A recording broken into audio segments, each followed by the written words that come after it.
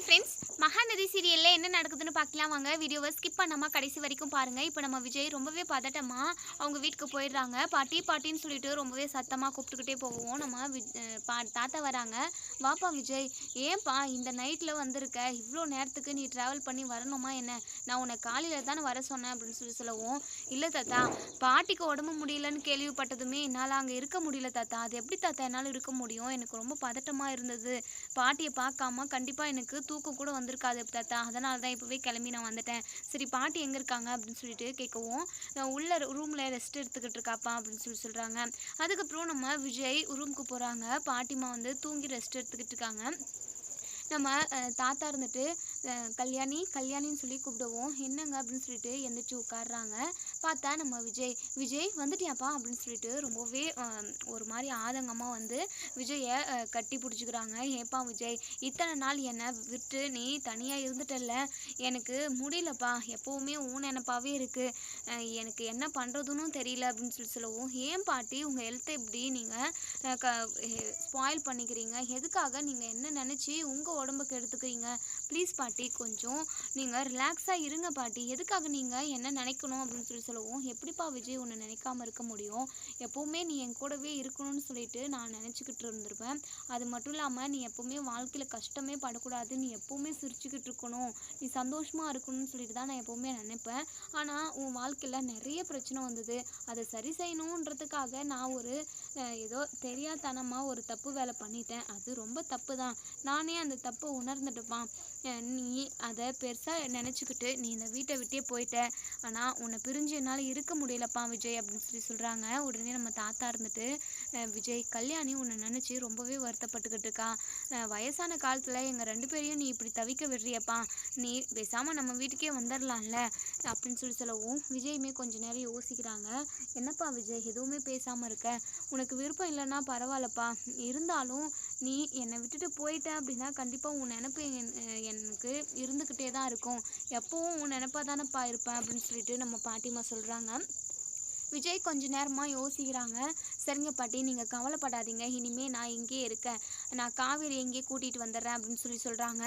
உடனே இங்கே நம்ம பாட்டிமா இருந்துட்டு, சரிப்பா விஜய், எனக்கு இப்போதான்ப்பா ரொம்ப சந்தோஷமாக இருக்குது, நீ எப்போவுமே என் கூடவே இருக்கணும்ப்பா அப்படின்னு சொல்லிட்டு நம்ம பாட்டிமா வந்து சொல்கிறாங்க. பாட்டி, நீங்கள் இதை நினச்சி கவலைப்படாதீங்க பாட்டி, நான் எப்போவுமே உங்கள் கூட தான் இருப்பேன், சரிங்களா?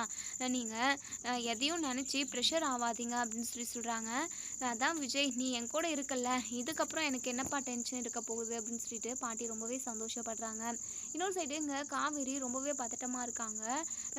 என்னாச்சோ ஏதாச்சோ அப்படின்னு சொல்லிட்டு உடனே விஜய்க்கு கால் பண்ணுறாங்க. விஜயுமே கால் அட்டன் பண்ணி சொல்லு காவேரி அப்படின்னு சொல்லவும், உடனே காவேரி இருந்துட்டு, ஏங்க, பாட்டி எப்படி இருக்காங்க? பாட்டிக்கு ஒன்றும் இல்லைல்ல, நல்லா இருக்காங்கல்ல அப்படின்னு சொல்லிட்டு ரொம்பவே பதட்டமாக கேட்குறாங்க. இங்கே பாரு காவேரி, பதறாத, ஒரு பிரச்சனையும் இல்லை, பாட்டி நல்லா தான் இருக்காங்க. பாட்டி கூடவே இருக்கலான்னு சொல்லிட்டு நான் முடிவு எடுத்துட்டேன். வயசான காலத்தில் அவங்கள தனியாக விடுறது அவ்வளோவா நல்லது இல்லைன்னு எனக்கு தோணுது காவேரி. நம்ம 2 பேரும் இதே வீட்டில் இருப்போமா அப்படின்னு சொல்லி கேட்கவும், நானும் தான் அதை தான் முதல்ல இருந்தே சொல்கிறேன். அவங்க 2 பேரையும் நம்ம தனியாக விடுறதில்ல எந்த ஒரு அர்த்தமும் இல்லைங்க. நம்ம அங்கேயே இருக்கலாம் அப்படின்னு சொல்கிறாங்க. சரி காவேரி, நான் காலையில் வரட்டுமா? காலையில் வந்து உன்னை கூட்டிகிட்டு போகிறேன். நீ கிளம்பி ரெடியாயிரு, ஓகேவா அப்படின்னு சொல்கிறாங்க. சரிங்க, ஓகேங்க, பாட்டியை பத்திரமா பார்த்துக்கோங்க அப்படின்னு சொல்கிறாங்க.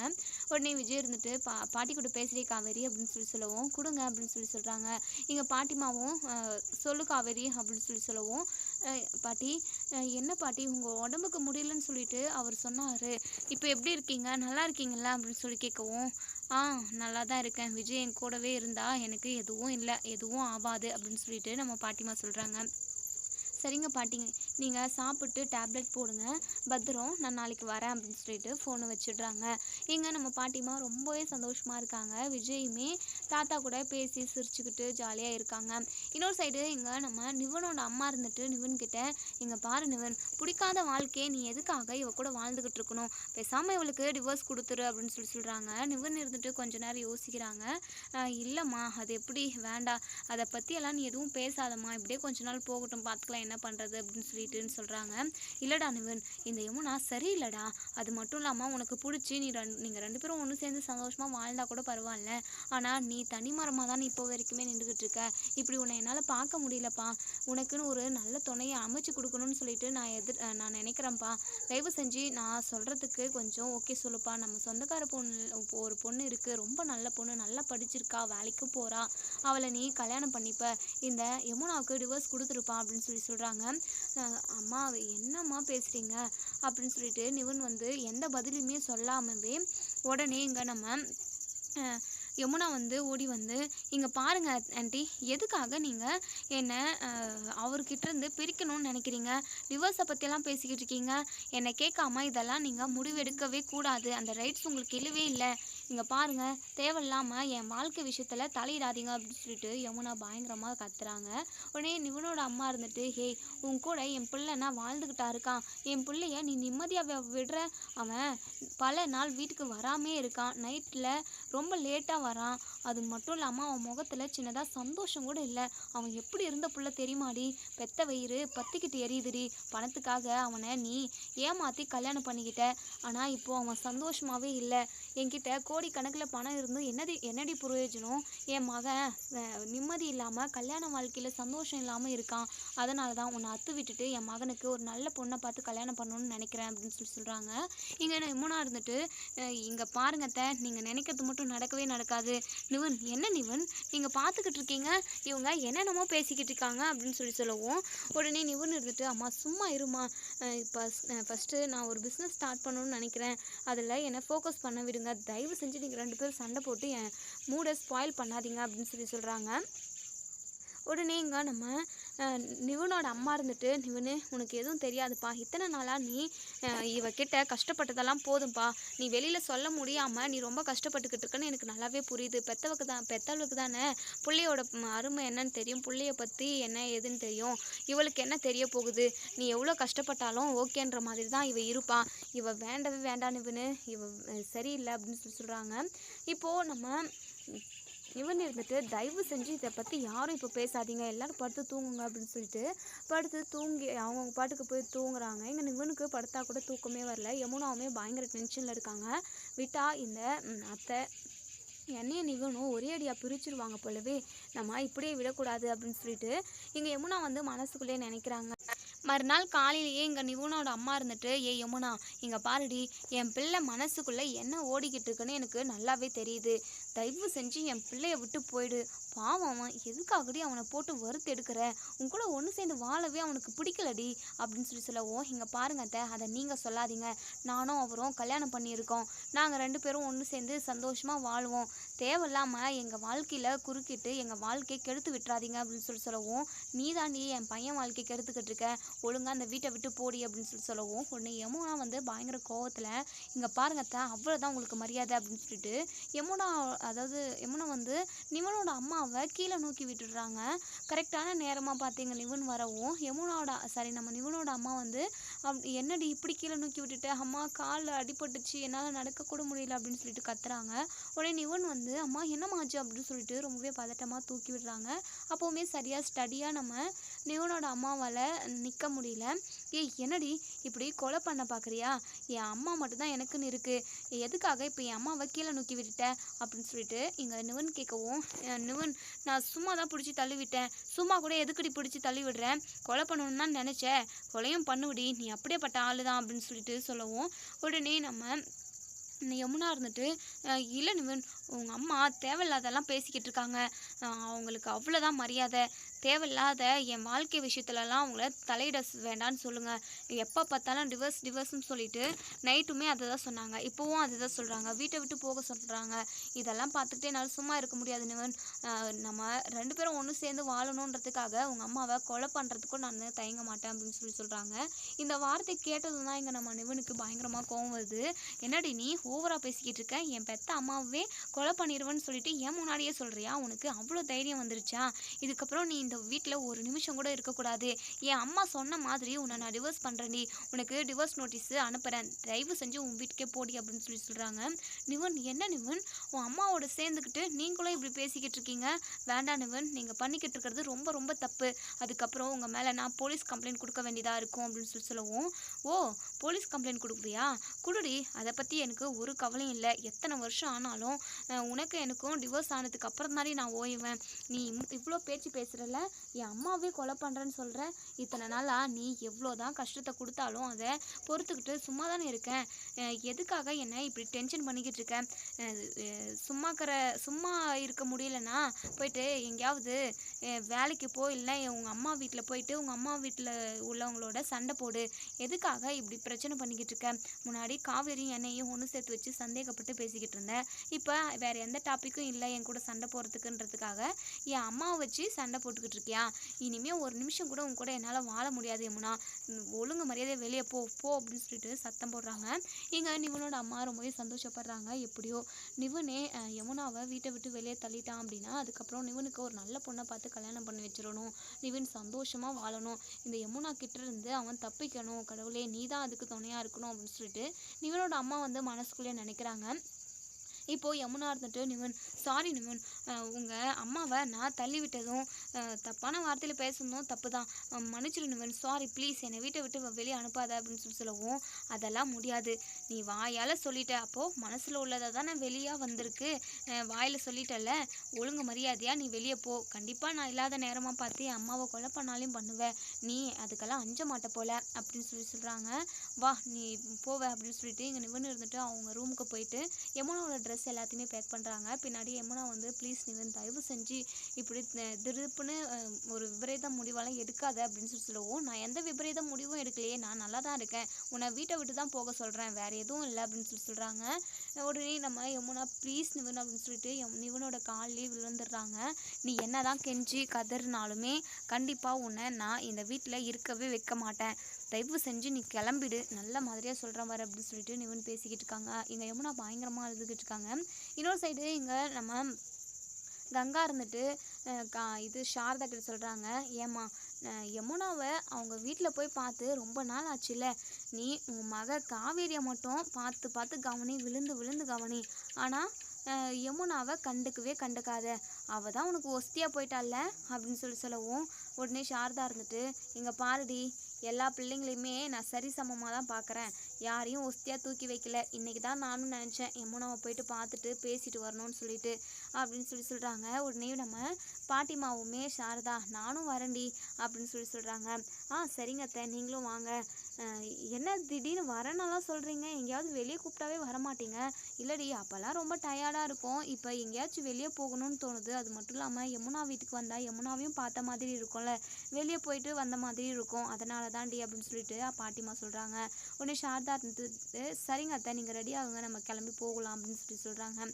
இப்போது நம்ம சாரதாவும் பாட்டியம்மாவும் யமுனா வீட்டுக்கு கிளம்பி வந்துக்கிட்டு இருக்காங்க. இங்கே யமுனா வீட்டிலலாம் பயங்கரமாக சண்டை. நிவன் வந்து யமுனாவை வீட்டிலே இருக்கக்கூடாதுன்னு சொல்லிட்டு கட் அண்ட் ரைட்டாக சொல்லிட்டாங்க. இங்கே யமுனா காலில் விழுந்து கூட நம்ம நிவனோட மனசு மாறல. எங்கள் நிவனோட அம்மா பயங்கர சந்தோஷமாக இருக்காங்க. இந்த சனியை வீட்டை விட்டு போய் தொலைஞ்சிச்சு அப்படின்னா போதுன்ற மாதிரி இருக்காங்க.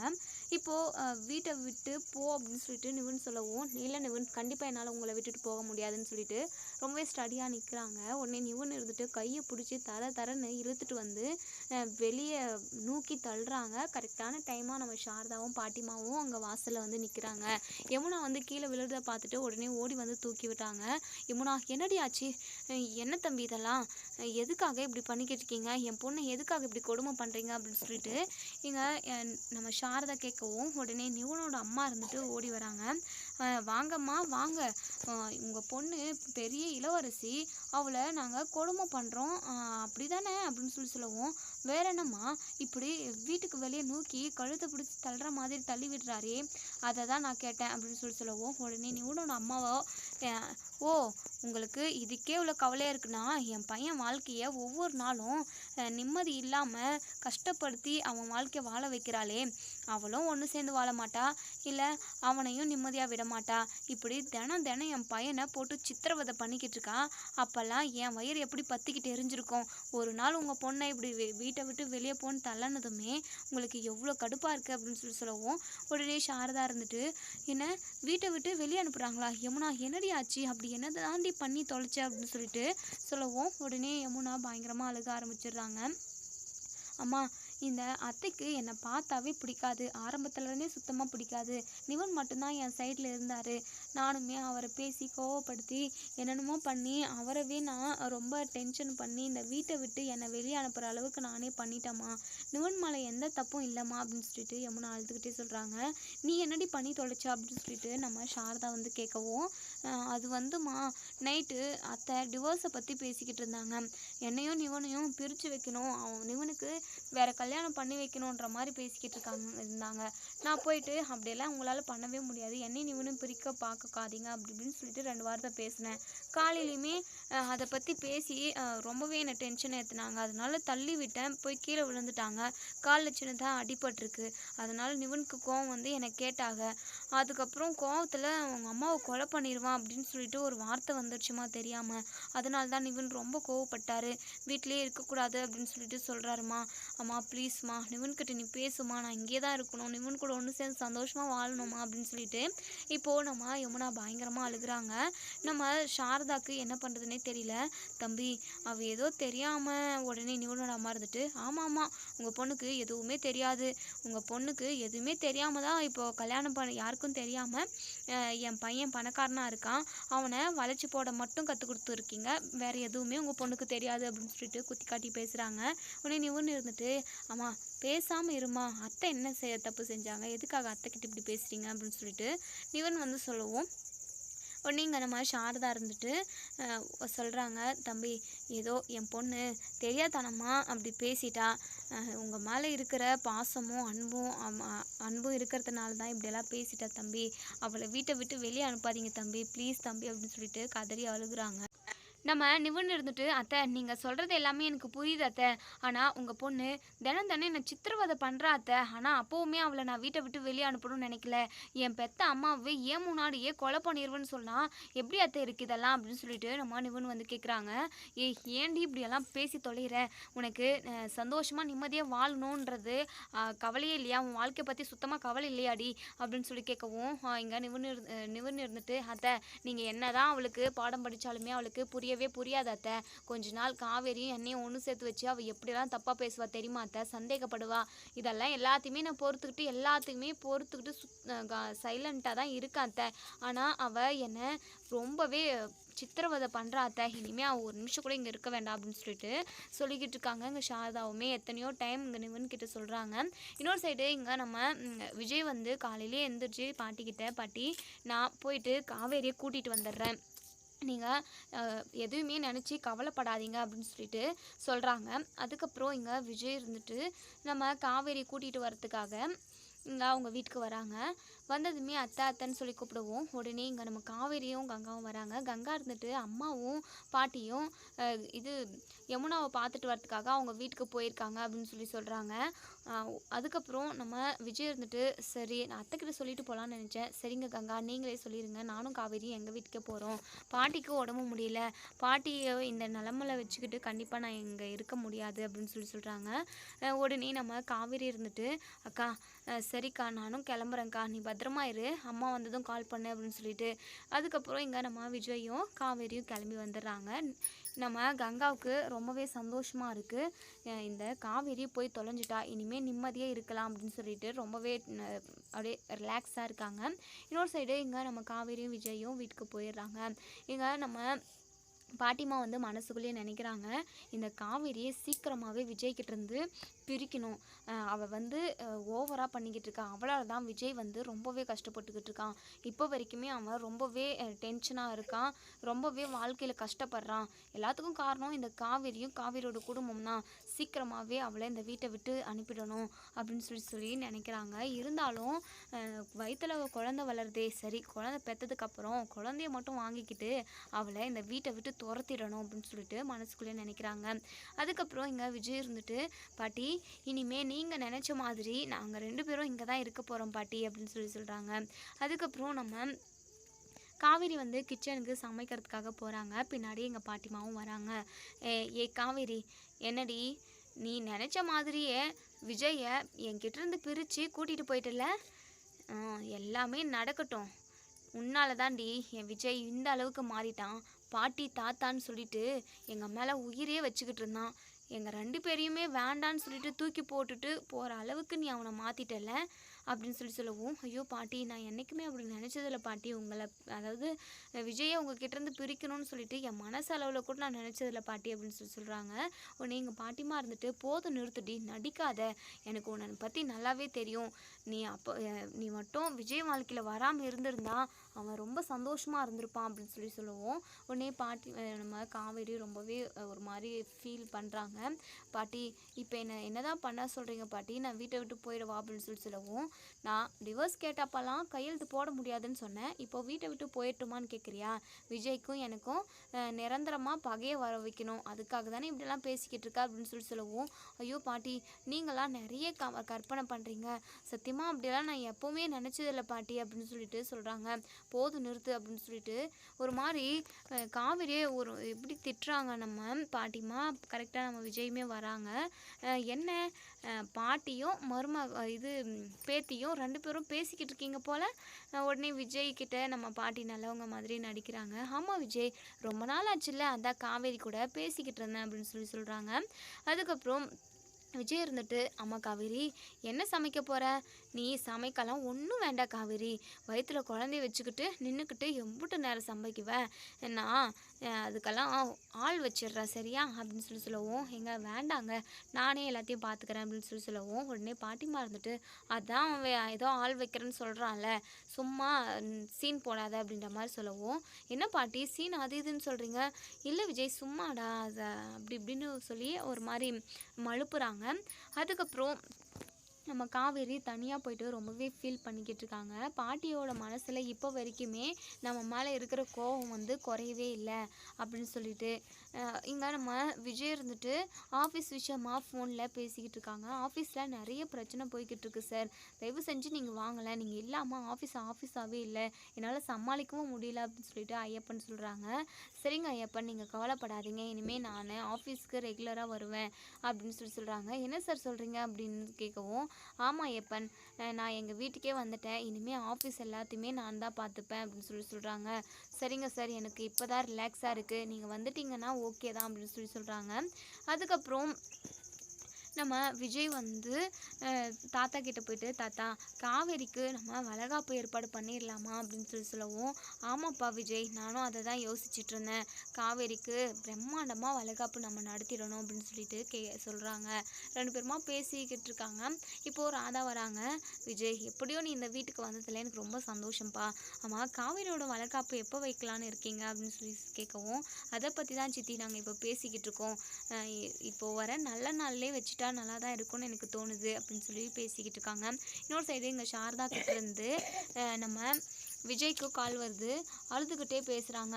விஜய்க்கு ஒரு மாதிரி பதட்டமாக இருக்குது. அத்தை என்னாச்சு அத்தை, எதுக்காக அழுறீங்க அப்படின்னு சொல்லி கேட்கவும், உடனே நம்ம சாரதா இருந்துட்டு நிவன் வீட்டில் நடக்கிற பிரச்சனை எல்லாத்தையுமே இங்கே அழுதுகிட்டே சொல்கிறாங்க. என்ன அத்தை சொல்கிறீங்க, நீங்கள் கவலைப்படாதீங்க, நான் உடனே கிளம்பி வரேன் அப்படின்னு சொல்லிட்டு சொல்லவும், உடனே காவேரி இருந்துட்டு, என்னங்க பிரச்சனை அப்படின்னு சொல்லி கேட்கவும், இப்படி தான் சொல்லிட்டு பிரச்சனை எல்லாத்தையுமே சொல்கிறாங்க. உடனே நம்ம காவேரியுமே ரொம்பவே பதட்டப்படுறாங்க. நம்ம பாட்டிமாவுக்கு பயங்கரமாக டென்ஷன் ஆகுது. இவள் வீட்டில் என்னைக்கு தான் பிரச்சனை இல்லாமல் இருக்குது, ஏதாவது ஒரு பிரச்சனை வந்துக்கிட்டே தான் இருக்கும், இவங்க வீட்டு பிரச்சனையை தீர்க்கறதுக்காக என் பேரை அலைஞ்சிக்கிட்டு இருக்கணும் அப்படின்னு சொல்லிட்டு மனசுக்குள்ளே நினைக்கிறாங்க. எங்கள் விஜயும் காவேரியும் கிளம்பி நிவனோட வீட்டுக்கு வந்துக்கிட்டு இருக்காங்க. நிவன் கிட்ட வந்ததுமே நம்ம விஜய் இருந்துட்டு, என்ன நிவன், எதுக்காக இப்படி பண்ணுறீங்க? ஏதோ ஒரு சுச்சுவேஷன்னால் கல்யாணம் நடந்துருச்சு, அதுக்காக அவளை வீட்டை விட்டு அனுப்பணும் அப்படின்னு சொல்லிட்டு இங்கே நம்ம விஜய் இருந்துட்டு நிவனுக்கு அட்வைஸ் பண்ணிக்கிட்டு இருக்காங்க. உடனே நிவன் இருந்துட்டு, "இல்ல விஜய், என்னால இதெல்லாம் பொறுத்துக்கவே முடியல. ஓவரா தான் போய்க்கிட்டு இருக்கா" அப்படின்னு சொல்லிட்டு, அதுக்கப்புறம் இங்க நம்ம நிவன ஒரு வழியா பேசி சமாதானம் செஞ்சுர்றாங்க நம்ம விஜய். இங்க யமுனா கிட்டயுமே சொல்றாங்க, "இருக்கிற நடைமுறைய பொறுத்து தான் எல்லாருமே கூட இருக்கிறவங்கலாம் உன்கிட்ட நல்லா பழகுவாங்க. அத மனசுல வச்சுக்கோ" அப்படின்னு சொல்லிட்டு நம்ம விஜய் இருந்துட்டு யமுனா கிட்ட சொல்லிட்டு நிவன தனியா கூட்டிட்டு வராங்க பேசுறதுக்காக. இங்க நிவன் கிட்ட, "சாரி நிவன், என்ன மன்னிச்சிருங்க" அப்படின்னு சொல்றாங்க. உடனே இங்க நம்ம நிவன் இருந்துட்டு, "எதுக்காக மன்னிப்பு கேட்குறீங்க விஜய்?" அப்படின்னு சொல்லி கேட்கவும், "ஆமா நிவன், என்னால தானே உங்களுக்கு இப்படி ஒரு மேரேஜ் நடந்தது. யமுனா உங்கள உண்மையாவே லவ் பண்றா அப்படின்னு சொல்லிட்டு நான் நினச்சேன். ஆனால் அவள் இப்படியெல்லாம் பண்ணுவான்னு சொல்லிட்டு நான் கொஞ்சம் கூட எதிர்பார்க்கல. ஒரு விதத்தில் நானும் உங்கள் வாழ்க்கை இப்படி ஆகிறதுக்கு காரணமாயிட்டேன்.